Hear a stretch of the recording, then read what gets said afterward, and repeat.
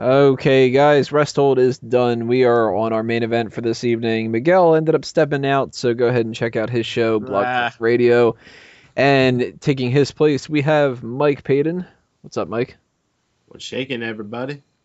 So our main event for this episode is going to be just a general talk about Hell in a Cell. We're just doing wrestling with the past, and that one usually is just talking about stuff. Nothing set for like a superstar scores kind of a thing or top rope list. We don't have any rankings. We don't have to limit the things that we're talking about to anything. This is just us bullshitting about whatever. So this comes to a big group of stuff like your favorite spots, your favorite matches, favorite moments, things that really uh, were on the opposite end of the scale that sucked.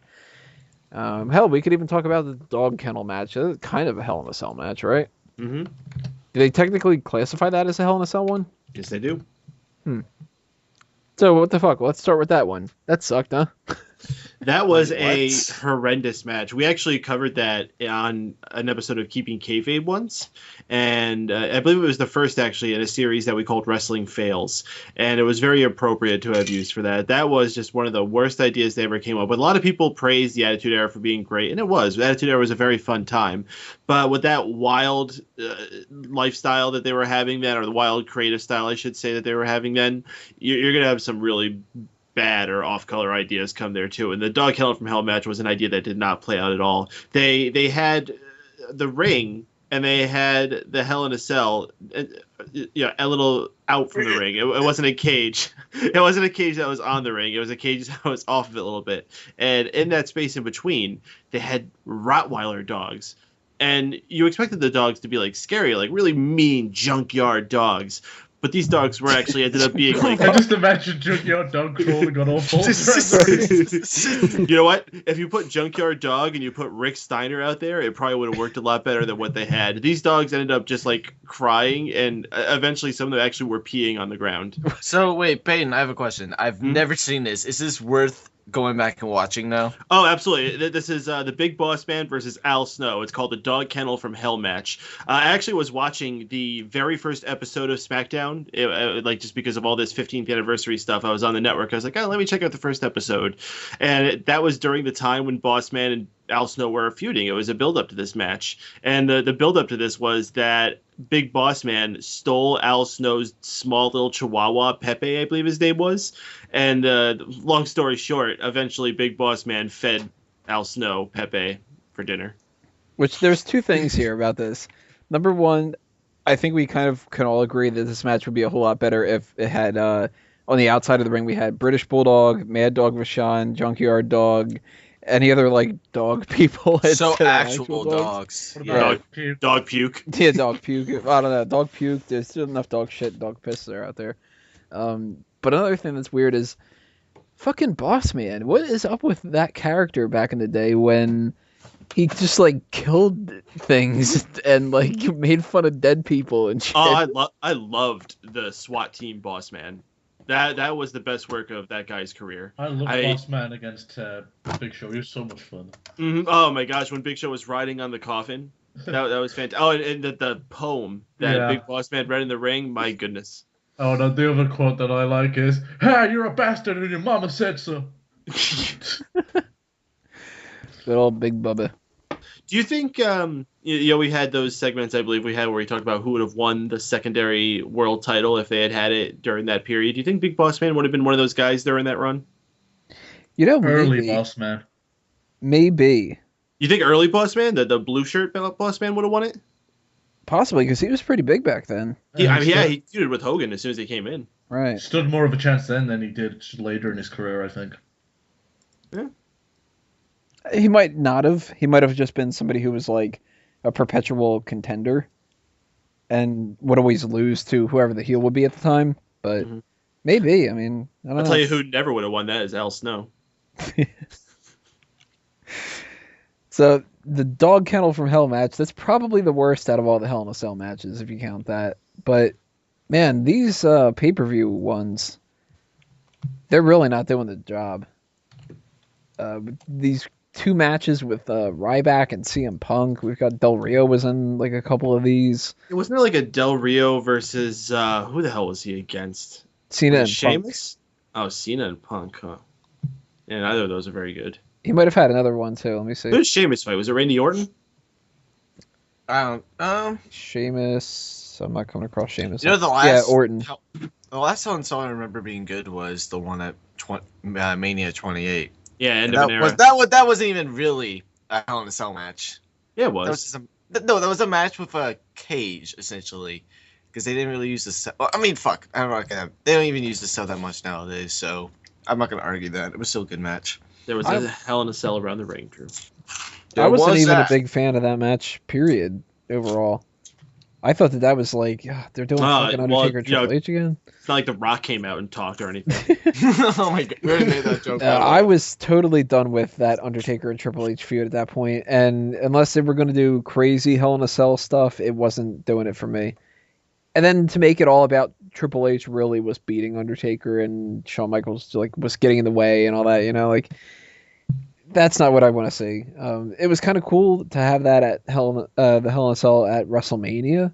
hmm But if it would have been anybody else other than Triple H, I think I would have enjoyed it a lot more. You know what? I think I may have one match that was worse than the Dog Kennel from Hell match. Which one was that? It was the 2-on-3 handicap Hell in a Cell of D-Generation X 2.0 when it was just Triple H and Shawn doing their comeback in like 2006 against Vince McMahon, Shane McMahon, and Big Show. I don't remember disliking that. The big spot of that match was someone shoving Shane McMahon's face in Big Show's butt. I thought it was Vince's head. I think It was Big Show's ass. I think it was both of them. I think it was Big Show's gun. What? Oh, Big Show's ass? That match was horrendous. I mean, the by that point, Vince McMahon shouldn't have been wrestling anymore. Neither should Shane. Shane was not up to the performance he was before, and I really did not care too much for the mid 2000s DX reunion. One thing that stuck out about that match that I remember is Triple H giving the worst fucking knee drop to Vince ever, where it was so obvious that he just like kneed the canvas, like about 5 inches away from his head. Oh, and you like this match? That's the only one thing. I said I don't remember hating it. Yeah, I'm probably thankful, I guess, that I've never seen that match. But, Dude, I was watching wrestling around that time, and I didn't even watch that match. I didn't even know that was an actual thing. Eat much? My suspicions when you were talking, I'm like, I wonder what Drew's eating, because I could hear like something's in his mouth, and then just I okay. think he took just his Cheetos. I don't even get But it. they're cheese. They're cheese balls. Oh, cheese balls are so fucking good. Anyway, It's cheese balls specifically. Halloween cheese balls, even though there's nothing Halloween about these balls. Shut up, Drew. Yeah, that. so I'm just scrolling through the list right now. I actually haven't seen a lot of these. I never saw the Randy Orton and Undertaker one. Was that pretty good? When was that one? It was a match. I think that was when he was doing the Legend Killer thing. Yes, that's right. If I recall correctly, I think that's the one where Bob Orton got involved, and I think Bob Orton bled, and that's where the Undertaker got really pissed off because Bob Orton has hepatitis. Oh yeah, and they like didn't clear him ahead of time to bleed, or like they didn't or something like that. Yeah, I remember hearing some stories about that, and it's just a section that I haven't really I haven't really figured out all the history for that kind of wrestling stuff yet. I don't remember anything about that match. I remember their series of matches were pretty enjoyable. I specifically remember their casket match more than their Hell in a Cell match, though. Let's see what other things around here. There's You know, in like the mid 2000s, you had a feud with Undertaker when it concluded with a casket match at one point. Oh, hell yeah. I miss kicking. I mean, remember when Heidenreich had that casket match? Oh, that was a match. The Mark Henry casket match. God. I like the Mark Henry casket match. I pretty much like all casket matches. I even like the Kamala casket match. I like the old casket match though, where they had to nail it in. Mm-hmm. That was cool. No, what about the ones where you had to like bury them? Or is that just a buried alive match? Yeah, is that's that a very different? live match. It's I mean, fuck. It's just whatever. But It's you know where what? the casket goes. We may never see either of those matches ever again, which is depressing. What's Eh, depressing is I for- actually thought we were gonna have war games for this fucking Hell in the Cell pay-per-view. you were really far-fetched. We should just get our hopes. We shouldn't get our hopes up too high because we're just going to be getting stretcher matches from here on out. No. We're gonna get stretchers. We're gonna get ambulance matches. Those are the matches. No, No, we're we're just just gonna gonna have a get pay-per-view 10 beast more around different them. versions of no DQ matches, and they're all just gonna have different names. That'll be it. How about that Terre Haute street fight? Yeah. We're gonna get the Chris Lee Chaos match next week or something. Oh, God damn it! They're gonna fucking do it. You know they're gonna do some shit like that. Yeah, That's I the know. thing. It's gonna be something that's like, oh, what? It's gonna be this the makes me Chris- hate wrestling. You know what it's gonna be? It's gonna be a preview for Hell in a Cell. It's gonna be the Chris Lee cage match, a standard cage, and it'll be some fucking tag team match with Randy Orton and Kane against John Cena and Dean Ambrose. Well, no. If they do that, then they're gonna have Christian come out because he was called Christian Cage in TNA, and he's kind of like elbow my guy. You remember that one time, guys? Huh? Chris Lee Cage. They'll be like, "Don't get in the ring. You're gonna get injured." Oh yeah. Oh, god damn it, he came out, he's got a concussion. Put him in the back with Ray. Well, no. See, his issue Put him in is, the blue like, dot section. you know when he comes out now, he like does a thing where he puts his hand on like his forehead and it's like looking out into the sea of people. That's what's giving him his concussions. I guarantee it. He's like focusing too hard on the people. That was really bad. I should have said that. Let's get back to the Hell in a Cell talk here. Man, there's actually a lot of these that I haven't seen. I never saw the Triple H Kevin Nash one. Never saw You're the not missing Oh much. yeah, that one was pretty dumb. That was awful. Batista Triple H match. Never saw that one. That one was Bad. pretty good. Yeah, that No. was pretty good. Yeah, I Dave- never heard that one. Dave was finding himself then. Mm-hmm. Good old Dave. One that I've seen bits and pieces of that I enjoyed, but I don't know if the whole match is good, was the Triple H Cactus Jack one. Oh, that one's I fantastic. fucking love that match. I think it's the most underrated Hell in a Cell match of all time. That might be one of the best. You absolutely have to seek that one out. I've Yeah, seen the- bits and the- pieces and I like that, but I haven't know- actually sat and watched the whole thing beginning to end. What made that so special was coming off that fucking feud from the Royal Rumble. That whole feud was one of my favorites of all time.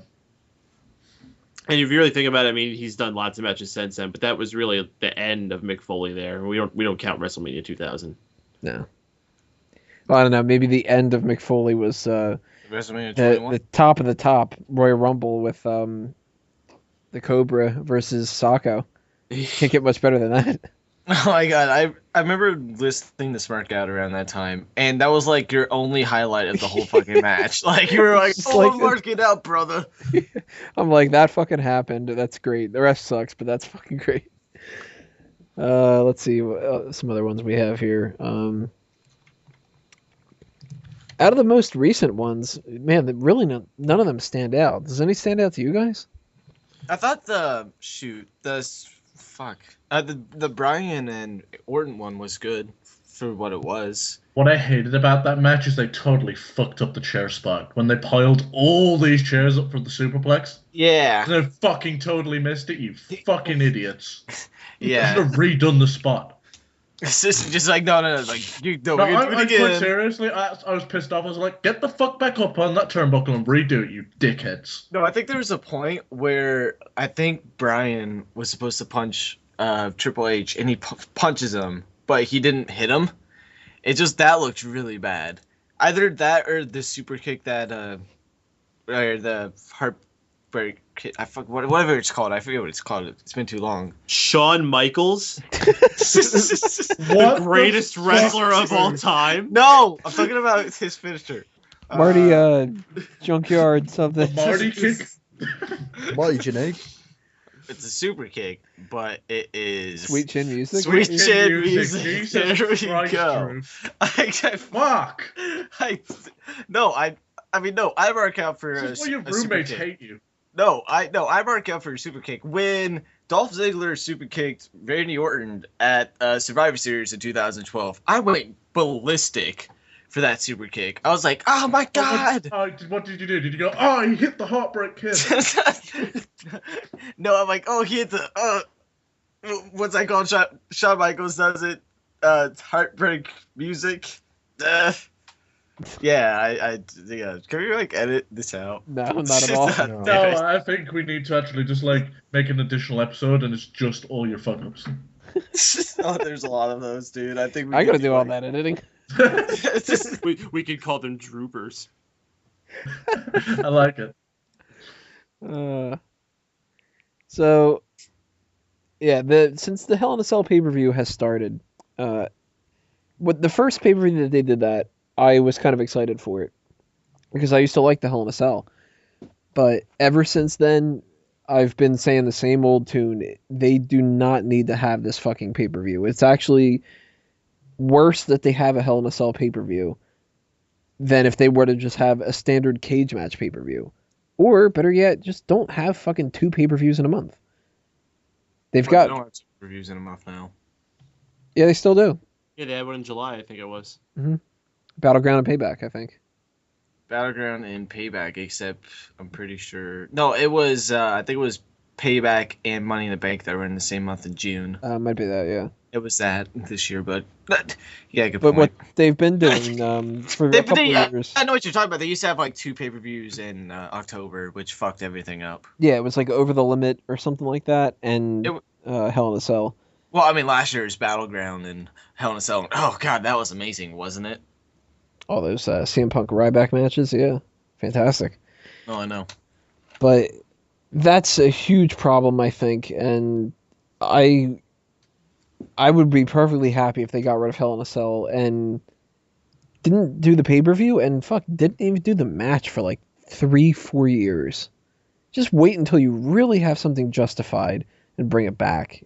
The last time anything was justified was Taker vs Triple H. Mm-hmm. See, I don't even think that was necessary. Yeah. Yeah, it was. Yeah, it was. It definitely was. Mm-hmm. I think that It was they had so- that one match after the Shawn Michaels one, and that was fine. They didn't need to do any more. Yeah, but for the feud, it was justified. It was so appropriate because those are the 2 guys who are synonymous with Hell in a Cell. You know, if they were going to do this end of an era type match Yeah. with the 3 of those guys, it had to be in Hell of a Cell. Yeah, that's a good point. That's true. Yeah, Tony, fuck your opinion. Well, they might not just do the I mean, one fuck The match, Rock. Hell in a Cell, not do a fucking rematch. They should have done that instead. So just fuck The Rock. He's terrible. Hey, The Rock's only been in one Hell in a Cell. Wuss. Yeah, Oh, well, the Armageddon one. I forgot all about that. Yeah, but I was actually gonna bring it up. I thought that was a good one. Who I was, wish it? they would try another one, but that one was not very good. I liked that match. Who was in The that only good match? thing about that was, match was- Wasn't Rikishi in it? It was Rikishi. Yeah, Rikishi took the huge bump. Stone Rikishi, Cold. The Rock, Steve Austin, Triple H, Undertaker, and Kurt Angle. Which I mean, seems like that's an a awesome solid lineup. fucking, yeah. That's a solid Oh, yeah. lineup. Yeah, the Oh, only that was- reason Rikishi was in there was like, you know, it'd be funny. We threw a fat guy off the side. No. Rikishi. This was during Rikishi's big push after he ran over I did Stone it Cold. for The Rock. Yeah. I did it for The Rock. I did it for the people. God damn. There you go, Rikishi. Yeah, he probably could have won a world championship at some point. If they had that secondary title, he definitely would have won that during that whole did it for the Rock period. Shit, he couldn't fit a fucking title around that fat waist. It's Well, like, can we yeah, get some that- extra fucking lever or... No, he would. Well, the Big Show can't. The Big Show just carries it everywhere. Hell, even fucking John Cena doesn't wear it. He just carries it a lot of the time. Or if he gets 2 of them, he wears them around his fucking neck. It was a scarf. Yeah, that's stupid as hell. Cody Rhodes is doing that now with the fucking tag titles. It looks so Mhm. stupid. It makes more sense for him. At least he's not wearing it like a dick. Oh, I thought that was fucking great when Eminem was doing that. I thought that was fucking hilarious. Just gotta remember that. You see what I'm packing if you know what I'm saying? Well, I would. Well, if we'll leave this out there. I'd definitely have something to cover up. You know what I'm saying? So that Rikishi, Rock, Stone Cold, etc. match, Etc. Match. etc. All those other guys or whatever. That's from the 7th one. I'm looking at that list right now. That actually, if you look back at the older ones, there's some weird instances here that I had completely forgotten about. Apparently, the second one was a tag team Hell in a Cell match. Yeah, it was on Raw. It was well, I think it was Dude Love was in it. Undertaker and Stone Cold against Mankind and Kane. Yeah, I don't know why they did that one. I think that was because it was just during the Monday Night Wars and they wanted to spark a rating. Which is crazy to think that the second Hell in a Cell match was just given away on Raw. Hmm. You know, we haven't talked about the first Hell in a Cell, which is criminally underrated. Like those guys, Undertaker and Shawn, really set the bar. Like as much as everyone talks about their WrestleMania matches, their series of matches they did in the mid '90s, 1997, I believe it was, really kick ass. Well, here's the thing. Either it's extremely people either put it on a pedestal that's too high, or they just forget about it totally. I think Yeah. the knowledgeable Dave Meltzer gave it a 5-star. It's not a fucking 5-star match, but it was a very good match. I would say it is, dude. That the fucking with the debut of Kane and everything that was building up for like a whole fucking year. Dude, It's a debut, not a match. especially when you put it all together, like that match from the beginning to end was just fucking surreal. How great put together that was. Plus you gotta put it in the moment. Plus, where did it lead after that? Shawn Michaels wins #1 contendership for Survivor Series. Mm-hmm. I mean, And that's also led an important fucking match. Doesn't And mean also- that it's necessarily like that makes it automatically good just for being important, but you've got, one of the last times that you would see Shawn Michaels versus Undertaker. Actually, the last time. No, they fought at Rumble The Rumble one. Yeah, I'm forgetting about the Rumble. in another casket match. One of the last times for those two to feud. You've got debut of Kane. You've got the catalyst towards Montreal Screwjob, first Hell in a Cell match. Man, like that. There's a lot going on in that one. And also led to Kane and Undertaker at Mania, which I think was very good and important. And it just added this huge layer to the character of the Undertaker. Like that's really where the Undertaker became the phenom, the legendary Undertaker. Like where he wasn't just this guy who came out like a zombie. He's this guy who had this mythos, and Paul Bearer drove a lot of that with that backstory he told about Undertaker's childhood and the stories of Kane being horribly disfigured and growing up in asylums, and now he's coming Undertaker. Oh my God, that was one of the best stories they've ever done. And for that payoff like that, like that is up there, got to be up there with one of the best debuts of all time. And then also we had look at Kane now. He's a well-functioned member in society. He's corporate. If anything, this has been a great run for Kane when it comes to him personally. He's got his degree in dentistry and everything. It's crazy. I know. But that match is definitely one that needs to get credit. And like Wago said, though, sometimes people they overdo it a little bit with that.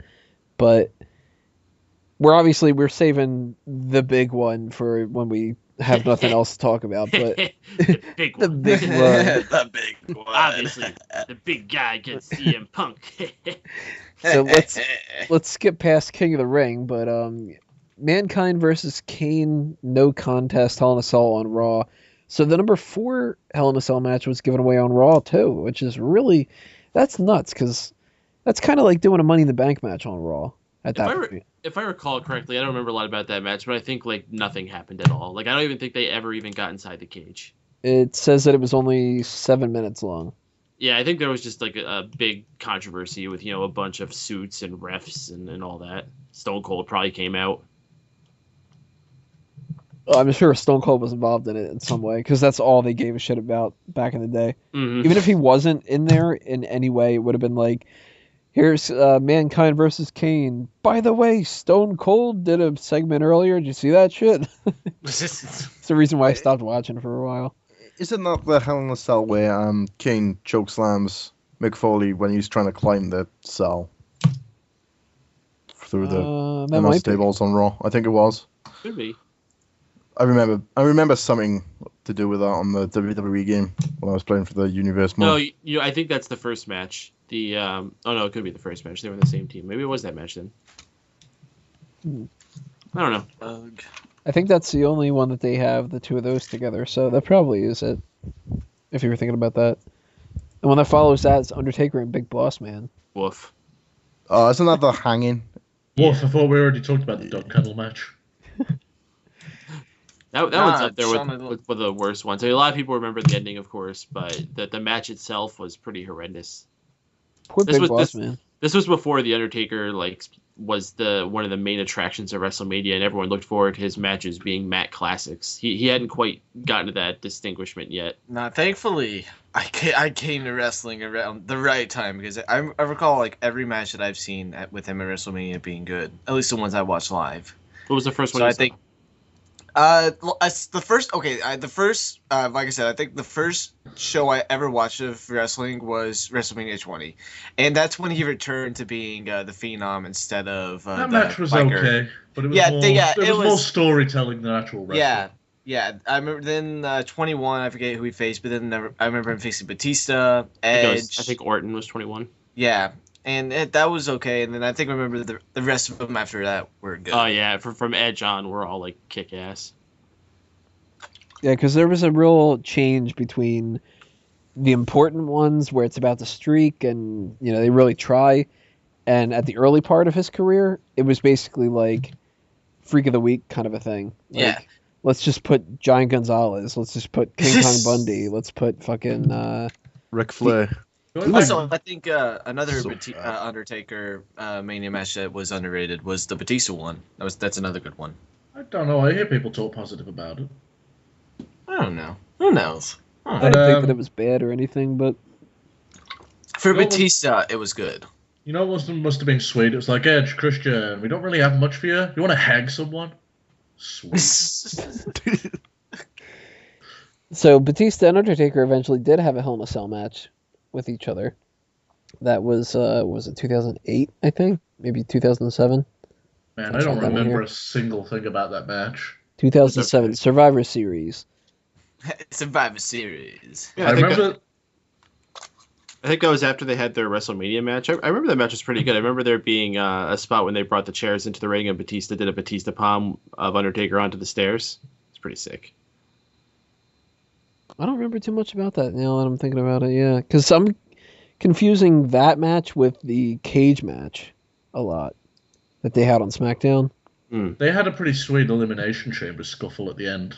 That was That was when Undertaker and Batista did that like flip over the ropes. to the tombstone. Mm-hmm. Oh, Yeah, that it was was sweet. fucking kick ass. Well, that led into the Undertaker and Edge Hell in a Cell. I remember looking at that one. Yeah. That was a nice end of that feud. Was that the one where Edge brought out Mick Foley? Yeah, and the whole, like, you've got to really get your head into the game because this is Yeah. the Undertaker, Yeah. you know? And I remember Mick Foley being like, Edge, I not only won't help you, I can't help you. There's only one man who can. Edge. That was a good promo. That was a really kick-ass promo. And that was such a good fucking feud, too. Like, that's how Hell in a Cell should be.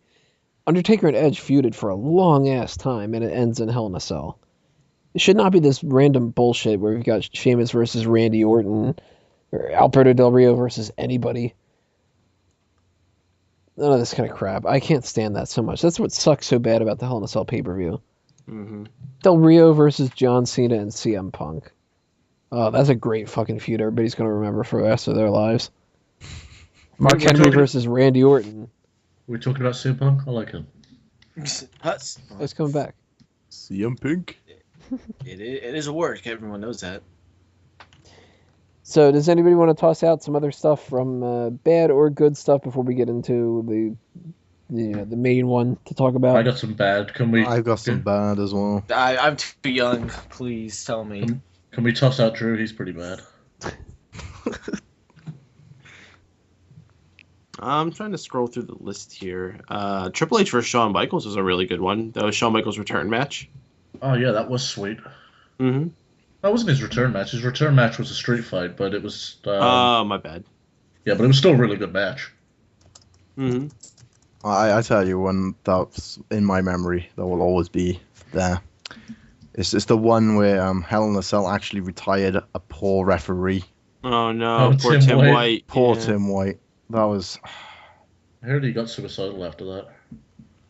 so bad. Wasn't the Triple H and Jericho Hell in a Cell match good? Yeah, that's the one we were on about. That's the one I'm on about. That was really good. The match wasn't bad. It was aight. wasn't. Yeah, It was it doesn't stick out to me as anything special. I mean, it was cool that they finished the match on top of the cell, but nothing memorable happened. That's another one I didn't see. Yeah, it was What pretty happens much with Tim White in there? He gets Dies. crushed in between the cage. Like they like pushed. He got sandwiched in between Triple H, Jericho, and the cage, basically. and he was too fat to escape. Also another Hell in a Cell match that was probably not good was Taker and Punk. I remember that not being a good one. Yeah, I don't remember anything really great coming out of it. Well, it was only 10 minutes long, so Yeah. that could be an issue. I was really underwhelmed with that feud. With the Taker Punk one? Mhm. No. Wasn't like the whole point was that he got out of the Hell's Gate or something like that? That was the whole like tapping out but not Yeah. tapping out. Oh, yeah. yeah. He didn't tap out, but Teddy Long. Was Teddy Long heel around that time? Yeah, that was so fucking stupid. was Yes, like a yeah, horse heel. I was in and out of wrestling around that time, so I was like, fuck. Like Teddy Long was a heel? Like, damn. He wasn't making tag team matches, he was heel. He was making singles matches. He's being the Mac Militant.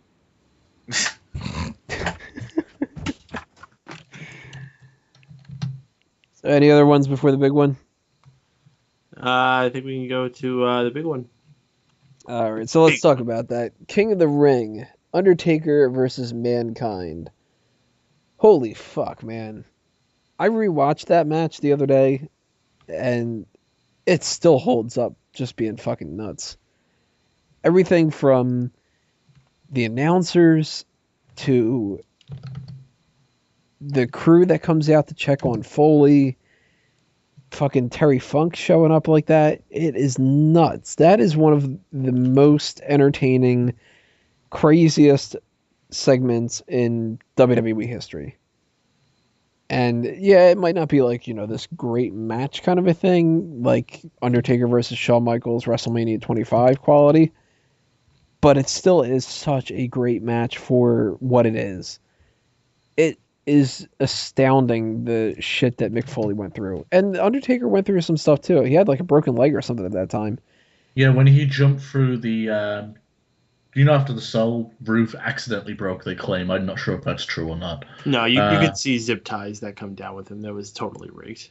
But apparently when he hopped through down to the canvas, he fucking twisted his ankle or broke it or fractured it. I'm not sure. But that's when he did it. Well, I'm pretty sure that was also the start of when he was beginning to have problems with his hips.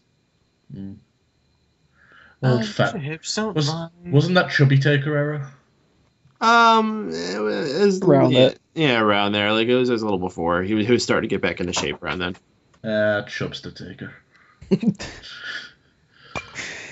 But there's so many things about this match that are so weird. Like, obviously, the two big things are the two Mick Foley falls.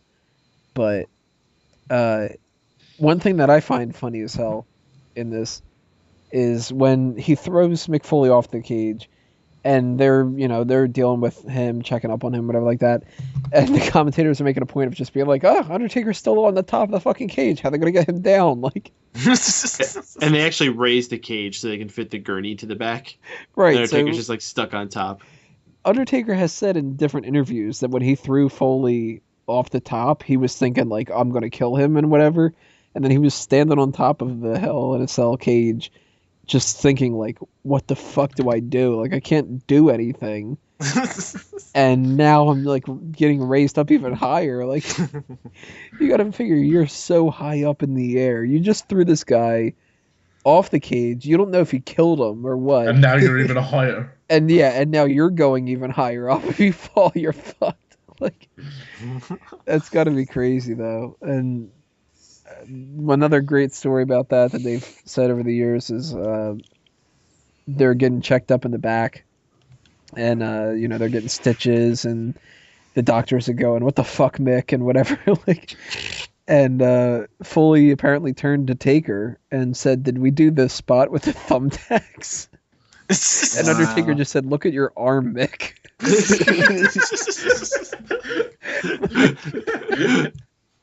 That's such a good indicator of what happens in this match, of being like, "Hey, did we do thumbtacks? Oh fuck, they're all over me? Huh. I guess it's a good sign we did, huh?" I can't call. Here's the thing with this Hell in a Cell. I can't call it a match. It's a spectacle.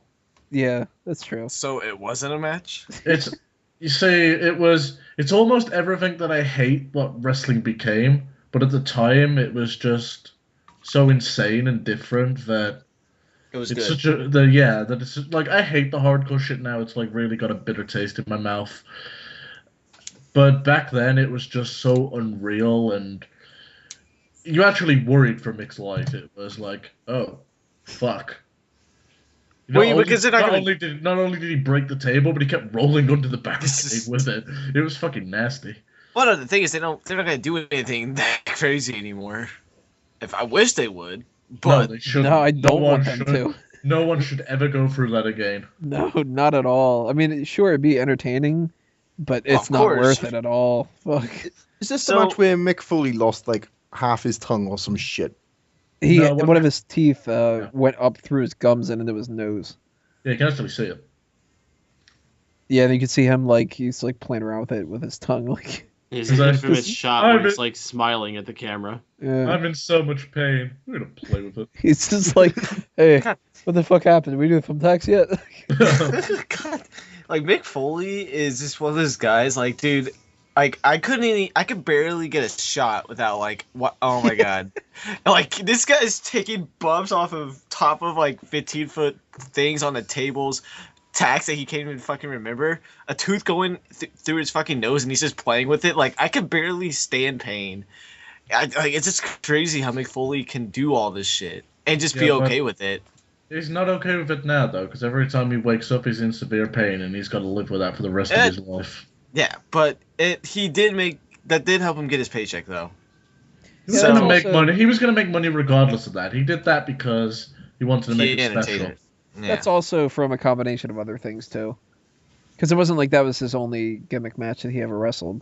Yeah. He Yeah, did I shit know. all the time, but I mean, I know, that, like the elbow drops to concrete probably didn't help over the years, but right. But that this was certainly, a bad this match, fucking bump. this match took a couple of years off on its own. That one bump with the chair, getting a concussion, breaking ribs. Oh yeah, when the panel broke and the chair fell on his head Oh afterwards. God. Did he fuck up Mick his ear in Foley. this one as well? Jeez, what the fuck did he No. not? Dude, you're just bringing stuff up. Like, dude, did he like not fuck anything up in this match? No, Like, the, seriously? the ear was in. I'm pretty sure it was an untelevised match. I think it was with Vader in Germany. Yeah, there's So- there's two stories about that. There's the one where he fell off the ladder into some barbed wire against Terry Funk in Germany, and then there's another one where apparently he lost it in Japan. So I don't even know what's true anymore. I've So heard the it's- Japan story more than the other one. But the real question is, how about that Hell in a Cell at one of the Raw Super Oh, shows as is- a dark match? Isn't there a video where you could see the ear falling off? I have no idea. It Yeah, might no, be one on of the- those legend things, like a No, watch the Mick Foley DVD. There's footage. You see his ear falling off. The Yeah, one let's story just- that was the one story told his ear came off and the referee put it in his pocket and gave it back to Mick later. Yeah, Jesus you see the ref pick it up and put it in his pocket. It's That's it's fucked all up. legit. I've got something in my front pocket for you. You know what I'm saying? Man, how did WWE not capitalize and do Mick Foley versus Evander Holyfield at some point? Ear on a pole. The winner gets an ear. Fuck, you know what? Russo would have booked that. Rusev is booking now. Potato Kick him in a in. full match. Yeah. So, Rusev, what should we do for this match? Kick him in the groin. So we've had like he throws him off the top of the cage, which that alone is crazy enough. But there's the thumbtacks, there's the Chair spot. chair spot with the choke slam. Even the fucking thumbtacks isn't the end of the match, isn't it? Tombstone after that ends the match. Mm-hmm. That's so crazy, and it's weird to think of like Terry Funk improvised that little spot with Undertaker because it was just like, well, we got to do something here. But I kind of agree with what you were saying, Wago. It's not really as much of a match as it is like sort of the equivalent of if you're watching a baseball game. It's got a beginning, middle, and an end. This is sort of like the home run derby.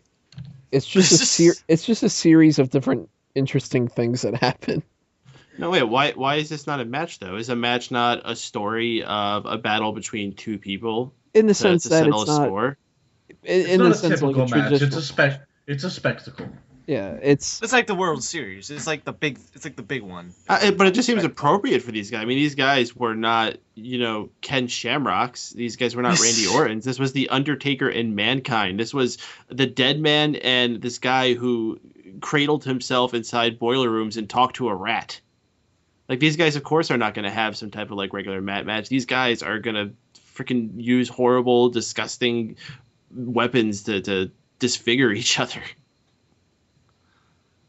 Fuck, yeah, you but I see know the what boiler you're room saying brawl? about match, like traditional match kind of things. I know what he's saying with that, and I'm sure you know too. But like,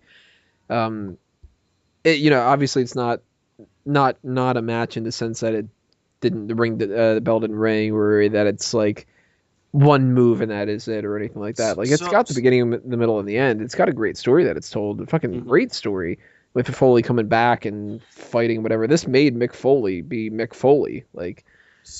So you mentioned this is not a match. So is this not a match or not a match? Like, will you pick one story and keep with it? Come on. I think it's a hot match. It's a hot match. Mhm. Huh. Guys, it's not a match. Oh, okay. Yeah, we know it's not a match. The people that don't follow the Monday Night Raw show have no idea what this joke's about. They're just like, what these guys fucking arguing about? Is it a match or not? So, do you guys think that this is weird at all that this happened at King of the Ring? No. There was, King of the Ring used to be a very big pay-per-view. There were Hell in a Cells on Raws, so I think it was just the right time, right place. yeah. Yeah. The feud called for it. Who won King of the Ring that year? Was that the year Shamrock won, I think? I think he won it in the finals against The Rock, right? Wait, no, I think Triple H won that year, didn't he? Or Triple no, H won in 97. Triple H. No, it was 97. Yeah, I think it's Yeah, Shamrock. Triple H won in 1997. Yeah, no, 98 was either Shamrock or Billy Gunn. Oh, fuck. I think Shamrock. 1999 Yeah, was Shamrock. Billy Gunn. Yeah, it was Shamrock. Shamrock having a match with The Rock to become King of the Ring. So was it a match or a match? What pisses me off about this Hell in a Cell is like guys like Ric Flair just call Mick Foley a glorified stuntman after this type of shit, and I think it's so unfair because that guy gave so much. At the end of the day, wrestling's about entertaining, and that's exactly what Mick did. It's like he's calling him a stuntman. You fucking do what McFoley just did. Alright? That shit's insane. It's funny for Ric Flair to say that that's like, the With all, like, man and whatever, when all he... the time he cuts himself. Like, Not only that, but he also does like the Ric Flair flop. And throws himself over the top rope at the turnbuckle spot, whatever like that, but that's an argument for a different day. Yeah, fuck Ric Flair, I agree. Oh, it's not an argument then. No. So is it not an argument or not an argument? Is it not an argument? So what else do you guys have to say about this Hell in a Cell? Is that something that is a huge part of your childhood like it is for mine? It's one of the first matches that I think of if people bring up wrestling.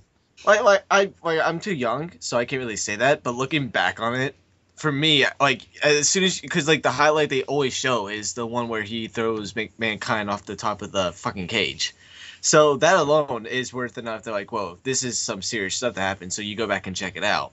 And the issue that this I think this was so spot heavy that it probably ruined the rest of the Hell in a Cells because they couldn't you can't really match what they do because you're fucking insane if you could think you could do that more than once and not someone's gonna seriously hurt themselves.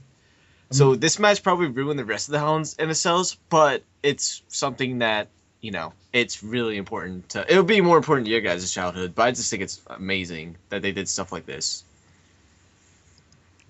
Let's go around here. What is your favorite overall moment from any Hell in a Cell match, period, from the pay-per-views, the ones that were before the pay-per-views, whatever the case may be, even the dog kennel match, your favorite moment out of all of them, whether it's a spot, somebody winning, any of that kind of stuff. Sean? I know this may sound sad, but my favorite Hell in a Cell spot is when Undertaker chokeslams Edge through the mat, and then it suddenly catches on fire with his mystical powers. I thought that was always cheesy, and it always makes me smile when I think of it. So I'm going with that. Drew? I would say that one spot, but I didn't get to see that live. You know, I'm later to the game, so I'm gonna go with one that I actually got to see live, which would be The Undertaker versus Triple H at 28. And I know this is a cheesy one, but the super kick that led to the pedigree and him kicking out of it, I'm just gonna choose that one because I've only seen a few Hell in a Cells like live. So I thought that was really interesting at the time it happened. I was gonna make a joke about the one they had as a dart match and apparently in 2011, but no. Peyton? I'm gonna have to say that my favorite Hell in a Cell moment is the very first one where they debut this structure and they build it up to be this like inescapable lockdown fortress. And of course, Shawn Michaels and The Undertaker in the very first match find themselves outside of it. I forget what it was. I think the ref got knocked down and they had to remove the padlock in order to get in there and treat the ref. And while the door was open, they got themselves outside of the ring. They climbed up along the sides of the cage. Eventually, they found themselves back in it. They got the door locked, and they were very sure to make sure you know that that door had that lock on it. And then later, we get the debut of Kane, the brother of The Undertaker, this giant monster in this full red bodysuit, comes down, and this massive creature, the first thing we see him do is grab that door and just rip it off of its hinges and toss it aside. Now, they've recreated this. I'm sure they've done it before, too. I'm sure this wasn't the first time someone ripped a door off a cage, but I remember they tried to do this with Mark Henry, and Mark Henry couldn't rip the door open. Oh, yeah, that was fucking hilarious. That's man, he fucking failed so bad. Mm-hmm. It legitimately took him, I think 8 minutes to get the door open, and they edited it because it was on SmackDown, I'm pretty sure, so they were able to make it look like he did it right away. But the way Kane did it, sick. That was fantastically done. Way to go.